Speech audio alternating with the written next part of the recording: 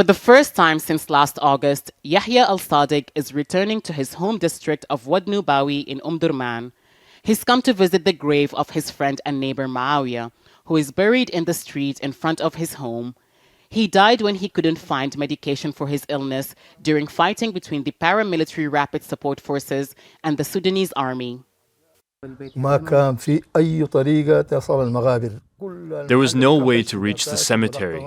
The places were all fighting areas and dangerous and under the control of the rapid support forces. Movement was difficult, so Muawiyah stayed in the house for 5 days before someone smelt the decomposing body and brought 2 people with him to dig a grave and bury him here.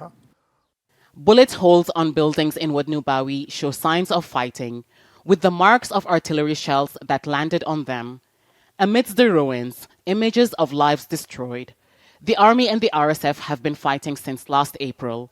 The United Nations says at least 13,000 Sudanese have been killed. Local responders say the total is likely to be 3 times higher because many bodies have not been able to reach hospitals to be counted, and many others are yet to be buried. My cousin who lived with us had diabetes and there was no way to take him to the hospital. The roads were closed and there was no access to the cemetery because of the battles. We found that 3 others have been buried on the street, so we buried him here too. And then another body was added a few days later to make this a makeshift cemetery. Cemeteries where the dead are normally buried have not been spared the brutality of the conflict. This one is littered with unexploded artillery shells, and headstones show where others have exploded. While this part of Omdurman has been recaptured from the RSF by the army, the cemetery remains inaccessible to civilians. This isn't the only cemetery in the capital that has been destroyed by the conflict. It's left many families wondering about the bodies of their loved ones who they buried before the war.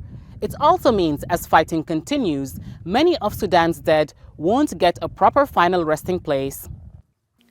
Yahya says he'll wait until the conflict is over to rebury Muawiyah in a cemetery rather than have his grave in the street. Many others are also waiting for the fighting to end to give their loved ones a proper burial. Hiba Morgan, Al Jazeera, Omdurman. Make sure to subscribe to our channel to get the latest news from Al Jazeera.